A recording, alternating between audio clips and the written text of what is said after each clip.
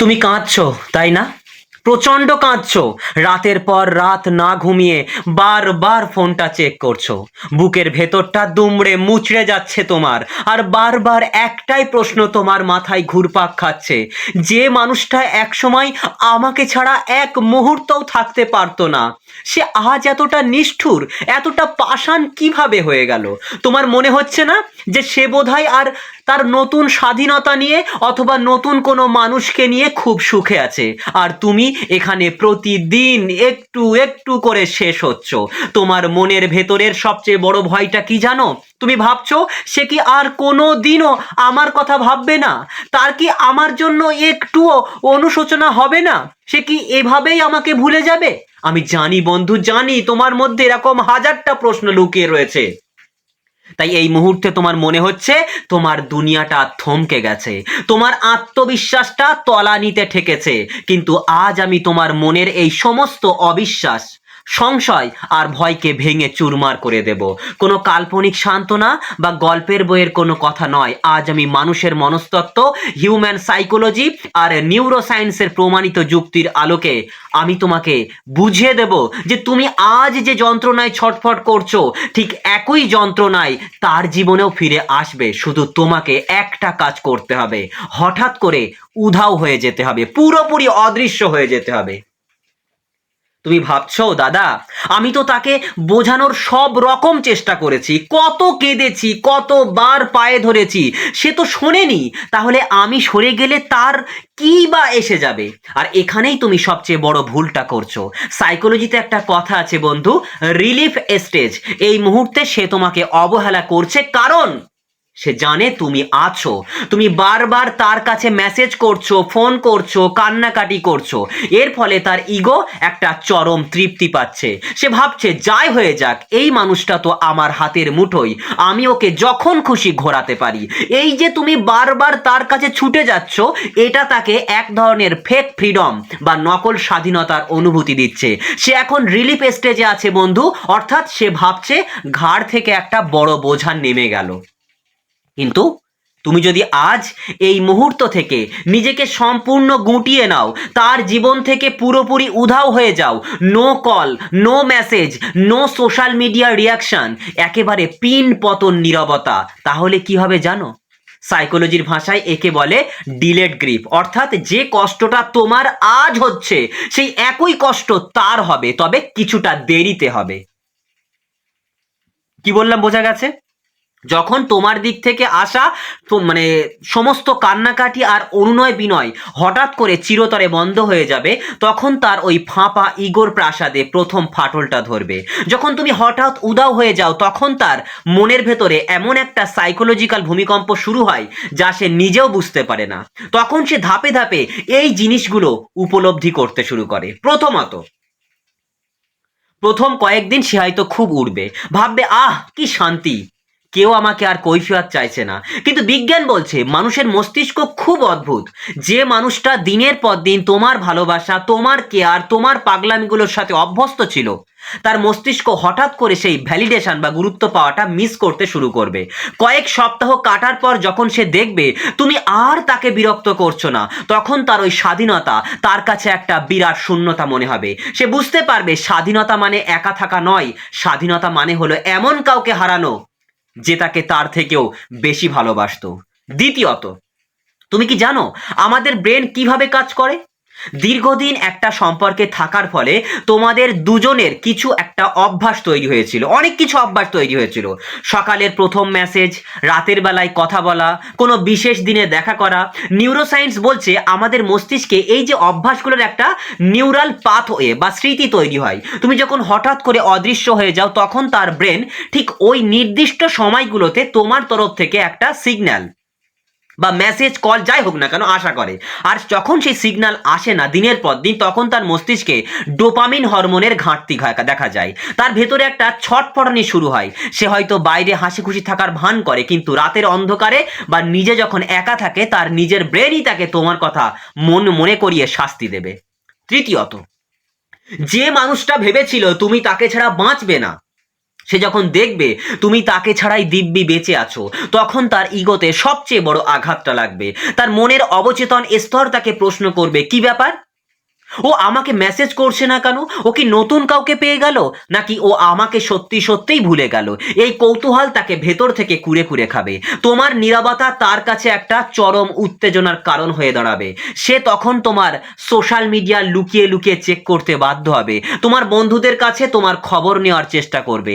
যে মানুষটা তোমাকে অবহেলা করতো, তোমার এই হঠাৎ উধাও হয়ে যাওয়া তাকে তোমার পেছনে ছুটতে বাধ্য করবে। চতুর্থত, অনেকেই ভাবে ও তো আমাকে ছেড়ে অন্য একজনের কাছে চলে গেছে, সে তো নতুন মানুষটাকে নিয়ে খুশি আছে, খুব খুশি আছে। এটা তোমার সবচেয়ে বড় ভুল ধারণা বন্ধু। সাইকোলজি একে বলে রিমাইন্ড রিলেশনশিপ। নিজের ভেতরের শূন্যতা ঢাকতে মানুষ অনেক সময় তড়িঘড়ি করে নতুন সম্পর্কে জড়িয়ে পড়ে, কিন্তু বিশ্বাস করো, ওই সম্পর্কটা হলো একটা ব্যথানাশক ওষুধের মতো, যা সাময়িক আরাম দেয় কিন্তু রোগ সারায় না। যখন নতুন সম্পর্কের প্রথম দিককার মোহ কাটতে শুরু করবে, তখন সে পদে পদে নতুন মানুষটার সাথে তোমার তুলনা করতে শুরু করবে। সে দেখবে ওই নতুন মানুষটা তোমার মতো করে তাকে বোঝে না, তোমার মতো করে তাকে নিঃস্বার্থভাবে ভালোবাসছে না। তখন তার মনে হবে, আমি রূপোর খোঁজে গিয়ে একটা খাঁটি সোনা হারিয়ে ফেললাম। তোমার শূন্যতা তাকে বুঝিয়ে দেবে যে সস্তা আকর্ষণে কখনোই সত্যিকারের ভালোবাসার বিকল্প হয় না। কি বললাম বোঝা গেছে বন্ধু? তারপরে আসি পঞ্চম স্টেজে। আজকের এই আধুনিক সমাজ ব্যবস্থায় দেখবে সম্পর্কগুলো অনেকটা গিভ অ্যান্ড টেক বা দেওয়া নেওয়ার হিসেবের ওপর দাঁড়িয়ে আছে, যেখানে তোমার মতো নিঃস্বার্থ মানুষ পাওয়াটা কতটা দুর্বল, কতটা দুর্লভ, সেটা সে শুরুতে বুঝবে না। কিন্তু যখন তার জীবনে কোনো ঝড় আসবে, যখন অফিস বা কাজের জায়গায় বা এনি প্লেসে সে চরম হতাশায় ভুগবে, কিংবা যেদিন তার খুব জ্বর আসবে, শরীর খারাপ করবে, সেদিন সে হঠাৎ করে থমকে যাবে। তার মনে পড়বে, আগে এমন দিনে তো কেউ একজন আমার খোঁজ নেওয়ার জন্য পাগল হয়ে যেত। আমার একটা কাশির শব্দ শুনে যে মানুষটা সারা রাত জেগে থাকতো, আজ সে কোথায়? চারপাশের হাজারটা মানুষের ভিড়ে সে সেদিন বড্ড একা অনুভব করবে। সে বুঝতে পারবে সবাই তার হাসি মুখের সঙ্গী হতে পারে, কিন্তু তার চোখের জল মোছানোর মতো ওই একটাই মানুষ ছিল যাকে সে নিজের হাতে দূরে ঠেলে দিয়েছে। 6 নম্বর স্টেজে যখন সে পৌঁছাবে, তখন তোমাকে একটা চরম সত্যি কথা বলি বন্ধু, যে মানুষটা তোমাকে অবহেলা করেছিল, সে আসলে তোমাকে তার জীবনের ব্যাকআপ অপশন হিসেবে রেখেছিল। তার অবচেতন মন তাকে বলতো, আমি বাইরে ঘুরে বেড়াই, যা খুশি করি, আমার তো একটা নিরাপদ জায়গা আছেই, ও তো কোথাও যাচ্ছে না। কিন্তু যখন তুমি হঠাৎ করে তার জীবন থেকে সম্পূর্ণ উধাও হয়ে যাও, তখন তার ওই সেফ জোন বা নিরাপদ আশ্রয়টা পায়ের তলা থেকে সরে যায়। রিভার্স সাইকোলজি ঠিক এখানেই কাজ শুরু করে। তুমি যখন তাকে বোঝানো বন্ধ করে দাও যে তুমি তাকে ছাড়া বাঁচবে না, তখন তার মনের ভেতর একটা প্যানিক বা আতঙ্ক তৈরি হয়। সে ভাবে, যে আমাকে ছাড়া এক পাও চলতে পারে না, সে হঠাৎ করে এত শক্ত কিভাবে হয়ে গেল? তবে কি আমি আমার জীবনের সবচেয়ে দামি সম্পদটা হারিয়ে ফেললাম? 7 নম্বর স্টেপে যখন সে পৌঁছাবে, যতদিন তুমি তার কাছে কান্নাকাটি করেছিলে, সে নিজেকে খুব মহান আর তোমাকে খুব সস্তা ভাবছিল। সে নিজের ভুলগুলোকে জাস্টিফাই করছিল, এই ভেবে যে সমস্যা ওর মধ্যে আছে, তাই তো ও আমার পায়ে পড়ছে। কিন্তু তোমার এই পিনপতন নীরবতা তার কাছে একটা বিশাল বড় আয়নার মতো কাজ করবে। যখন তুমি আর তাকে দোষারোপ করবে না, তখন সে বাধ্য হবে নিজের ভেতরে টক্সিক বা বিষাক্ত রূপটার মুখোমুখি হতে। রাতের অন্ধকারে কিংবা একা শুয়ে সে নিজের বিবেকের আর ফাঁকি দিতে পারবে না। নিজের বিবেকের কাঠগড়ায় তাকে দাঁড়াতেই হবে। তার বিবেক তাকে বারবার কাঠগড়ায় দাঁড় করাবে, একটা মানুষ আমাকে এত পাগলের মতো ভালোবাসলো, আর আমি তাকে এতটা কষ্ট দিলাম। এই অপরাধবোধ তাকে ভেতর থেকে কুরে কুরে খাবে। এরপর যখন 8 নম্বর স্টেপে আসবে, তোমার হয়তো মনে আছে তার ছোট ছোট সফলতায় তুমি কতটা খুশি হতে। তার একটা সাধারণ কাজকেও তুমি এমনভাবে প্রশংসা করতে যেন সে বিশ্বজয় করে ফেলেছে। তুমি ছিলে তার জীবনের সবচেয়ে বড় চিয়ার লিডার। যখন তুমি উধাও হয়ে যাবে, তখন সে জীবনে নতুন কিছু অর্জন করলেও তার মনে একটা ফাঁকা অনুভূতি কাজ করবে। সে দেখবে তার সফলতায় হাততালি দেওয়ার মতো অনেকেই আছে, কিন্তু তোমার চোখে সে যে মুগ্ধতা দেখতো, সেটা আর কারো চোখে নেই। তোমার ওই বিনা স্বার্থে তাকে অনুপ্রেরণা দেওয়ার অভাবটা সে তার জীবনের প্রতিটি পদক্ষেপে অনুভব করবে। এরপর যখন সে 9 নম্বর স্টেপে পৌঁছাবে, দিন যত গড়াবে, দিন যত চলতে থাকবে, দিনের পর দিন, সপ্তাহের পর সপ্তাহ, তারপরে এক মাস 2 মাস এরকম যখন পার হবে, তার মনের ভেতরে একটা ভয়ঙ্কর প্রশ্ন উকি দেবে, ও কি সত্যি সত্যিই আমাকে ভুলে গেল? ও কি তবে নতুন কাউকে পেয়ে গেল? এই বর্তমান সমাজে যেখানে সোশ্যাল মিডিয়ার যুগে সম্পর্ক ভাঙা গড়া খুব সহজ, সেখানে সে ভাবতে শুরু করবে যে তোমার মতো একটা ভালো মানুষকে যে কেউ সহজেই ভালোবেসে ফেলবে। আর ঠিক তখনই তার মনে হবে যে অন্য কেউ হয়তো তোমার জীবনে এসে তোমাকে রাজরানীর মতো বা রাজার মতো করে রাখবে। এই চিন্তাটা তাকে পাগল করে তুলবে। সে বুঝতে পারবে যে সে শুধু তোমাকে হারায়নি, সে এমন একজনকে হারিয়েছে যাকে আর কোনো দিনও ফিরে পাওয়া সম্ভব নয়। এরপর 10 নম্বর স্টেজে যখন সে পৌঁছাবে, সবশেষে সে বুঝতে পারবে যে তোমার তোমার এই নীরবতা কোনো রাগ বা অভিমান নয়, এটা তোমার আত্মসম্মান। তুমি যে নিজের আত্মসম্মানকে তার ওই সস্তা অবহেলার ঊর্ধ্বে তুলে ধরতে পেরেছো, এটা তার কাছে সবচেয়ে বড় আশ্চর্যের বিষয় হবে। সে এতদিন ভাবতো তুমি দুর্বল, কিন্তু তোমার এই অদৃশ্য হয়ে যাওয়া প্রমাণ করে দেবে যে তুমি কতটা শক্তিশালী। তোমার এই মানসিক দৃঢ়তা তাকে বাধ্য করবে তোমার প্রতি নতুন করে সম্মান অনুভব করতে। আর বিশ্বাস করো, যেখানে সম্মান থাকে না সেখানে ভালোবাসা কখনো ফিরে আসে না। তোমার এই দূরত্বই তার মনে তোমার জন্য হারিয়ে যাওয়া সম্মানটা আবার ফিরিয়ে আনবে। কি বললাম বোঝা গেছে? তুমি ভাবছো এত কিছু তো বুঝলাম দাদা, কিন্তু এই বুকের ভেতরে তীব্র কষ্টটা কমাবো কিভাবে? আমি যে থাকতে পারছি না। বিজ্ঞান এবং মানুষের ব্রেনের গঠন অনুযায়ী আমি তোমাকে একটা নির্দিষ্ট টাইম লাইন দিচ্ছি। আজ থেকে তুমি নিজেকে একটা চ্যালেঞ্জ ছুড়ে দাও। প্রথম 21 দিন, যে কোনো অভ্যাস ভাঙতে মানুষের মস্তিষ্কের 21 দিন সময় লাগে। এই 21 দিন তোমার খুব কষ্ট হবে, বারবার ফোন হাতে নিতে ইচ্ছে করবে, মনে হবে একটা শেষ মেসেজ করে দিই, কিন্তু না, তোমাকে নিজের মনের সাথে যুদ্ধ করতে হবে। এই 21টা দিন সম্পূর্ণ নো কন্ট্যাক্ট, কোনো ফোন নয়, কোনো মেসেজ নয়, তার সোশ্যাল মিডিয়ায় কোনো স্ট্যাটাস চেক করা নয়। তুমি তাকে ব্লক করবে না, কারণ ব্লক করা মানে তুমি তাকে বুঝিয়ে দিচ্ছ যে তুমি তার উপর রেগে আছো। তুমি স্রেফ অদৃশ্য হয়ে যাবে, যেন তোমার অস্তিত্বই তার জীবনে আর নেই। 21 দিন পার হওয়ার পর তুমি দেখবে তোমার ভেতরের ওই তীব্র ছটফটানি অনেকটাই কমে গেছে। এরপরের কাজ হলো নিজের ব্রেনকে রিওয়ার করা বা নতুন করে সাজানো। এই সময়টাতে তুমি নিজেকে নতুন করে আবিষ্কার করবে। তোমার যে শখগুলো তুমি তার জন্য ছেড়ে দিয়েছিলে, সেগুলো আবার শুরু করো। নিজের কেরিয়ার, নিজের স্বপ্ন, নিজের শরীর, নিজের ভবিষ্যতের উপরে 100% ফোকাস করো।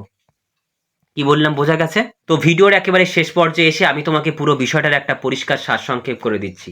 খুব মন দিয়ে শোনো, কারণ এই কথাগুলোই তোমার জীবনের মোড় ঘুরিয়ে দেবে। প্রথমত, কি করবে না? দুঃখের গান দেবে না সোশ্যাল মিডিয়ায়। তুমি যদি ভাবো দুঃখের গান দিয়ে তাকে বোঝাবে তুমি কতটা কষ্টে আছো, তবে তুমি ভুল করছো। এতে সে আরো কনফিডেন্ট হবে যে তুমি এখনো তার জন্যই কাঁদছো। তাকে জেলাস ফিল করানোর জন্য মিথ্যা সুখের অভিনয় করবে না। অন্য কারো সাথে ছবি দিয়ে বা হঠাৎ করে খুব ভালো আনন্দ করার ফেক পোস্ট করবে না। এতে তোমার অপরিপক্কতা প্রকাশ পায়। নীরবতাই হলো সবচেয়ে বড় হাতিয়ার। কি বললাম বোঝা গেছে? এরপরে, কমন বন্ধুদের কাছে তার নামে কোনো বদনাম বা খোঁজ খবর নেবে না। তুমি খোঁজ নিলেই সেটা তার কানে পৌঁছাবে, আর তোমার অদৃশ্য হয়ে যাওয়ার পুরো প্ল্যানটাই জ্বলে যাবে। তারপরে, মদ বা অন্য কোনো নেশার আশ্রয় নেবে না, কারণ নেশার ঘরে মানুষ নিজের ওপর নিয়ন্ত্রণ হারায়, আর তখন আবেগপ্রবণ হয়ে তাকে কল বা মেসেজ করে ফেলার একটা বিরাট সম্ভাবনা থাকে। তোমার লক্ষ্য নিজেকে ধ্বংস করা নয়, নিজেকে নতুন করে গড়ে তোলা। এরপর তোমাকে বলি কি কি অবশ্যই করবে। নিজের ওপরে ফোকাস করো, নিজের স্কিল বাড়াও, জিম বা এক্সারসাইজ শুরু করো, নিজেকে এমনভাবে গ্রুমিং করো যাতে আজ থেকে 6 মাস পরে সে তোমাকে দেখলে চমকে যায়, সে যেন ভাবে আমি কাকে ছেড়ে এসেছি। প্রতিদিন মেডিটেশন করো বা নিজের সাথে একা কিছু সময় কাটাও। নিজের মাইন্ডসেটকে এতটা শক্তিশালী করো যাতে বাইরের কোনো মানুষের অবহেলা তোমাকে ভেতর থেকে ভাঙতে না পারে। স্টোইক দর্শন আমাদের শেখায় যেটা তোমার নিয়ন্ত্রণে নেই সেটা নিয়ে ভেবে কষ্ট পাওয়াটা বোকামি। তার মন পরিবর্তন করা তোমার নিয়ন্ত্রণে নেই, কিন্তু নিজের প্রতিক্রিয়া, নিজের উন্নতি আর নিজের সম্মান রক্ষা করা সম্পূর্ণ তোমার নিয়ন্ত্রণে। নিজের শক্তির জায়গাটাতে ফোকাস করো বন্ধু। তাই আজ এই মুহূর্ত থেকে নিজের কাছে প্রতিজ্ঞা করে বলো নিজেকে, অনেক হয়েছে, আর এক ফোঁটা চোখের জলও ওই অবহেলাকারী মানুষটার জন্য নয়। আজ থেকে আমি আমার নিজের জীবনের হিরো। আমি তোমাকে 100% গ্যারান্টি দিয়ে বলছি, তুমি যদি এই নিয়মগুলো মেনে নিজের জীবন থেকে ওই মানুষটাকে সাময়িকভাবে হলেও পুরোপুরি মুছে ফেলতে পারো, তবে হয় সে নিজের ভুল বুঝতে পেরে তোমার কাছে ক্ষমা চাইতে বাধ্য হবে, আর না হয় তুমি নিজেই এতটা উপরে উঠে যাবে যে তাকে তোমার আর যোগ্যই মনে হবে না। কি বললাম বোঝা গেছে? যে মানুষটা আজ তোমাকে অবহেলা করছে সে আসলে ভাবছে তুমি তার যোগ্য নও। এবার তাকে ভুল প্রমাণের পালা। তুমি নিজের যোগ্যতা, নিজের ক্যারিয়ার আর নিজের মানসিক দৃঢ়তা এমন একটা পর্যায়ে নিয়ে যাও যেন আগামী দিনে তোমার সাথে একবার কথা বলার জন্যেও তাকে 10 বার ভাবতে হয়। খুব মন দিয়ে শোনো আমার কথাগুলো। যে মানুষটা তোমার মূল্য বোঝেনি তার জন্য নিজের অমূল্য জীবনটা নষ্ট করার কোনো মানেই হয় না। আমি তোমাকে বারবারই একই কথা বলছি, তুমি যদি আজ থেকে আমার বলা এই নিয়মগুলো অক্ষরে অক্ষরে পালন করতে পারো, তুমি যদি নিজেকে পুরোপুরি গুটিয়ে নিয়ে নিজের উন্নতির পেছনে লাগাতে পারো, তাহলে তোমার এই কষ্ট নিমেষে উধাও হয়ে যাবে। তোমার মনের ভেতরে জমে থাকা সমস্ত অন্ধকার আজ এই মুহূর্তে কেটে যাক। বুকের ভেতরের আগুনটাকে এবার নিজের উন্নতির কাজে লাগাও। তুমি পারবে বন্ধু। তোমার ভেতরে সেই অসীম ক্ষমতা লুকিয়ে আছে যা দিয়ে তুমি পাহাড় টলাতে পারো। আর এ তো সামান্য একটা মানুষের অবহেলা। তাই ভিডিওটা শেষ করার আগে নিজের মনের কাছে আজ একটা দৃঢ় প্রতিজ্ঞা করো, আজ থেকে আমার চোখের জল শুধু আমার সফলতার জন্য পড়বে, কোনো বেঈমান মানুষের অবহেলার জন্য নয়। আমি নিজেকে প্রমাণ করে ছাড়বই। ওঠো বন্ধু, ওঠো, জাগো এবং নিজের শ্রেষ্ঠ রূপটা এই পৃথিবীকে দেখিয়ে দাও। জয় তোমার নিশ্চিত।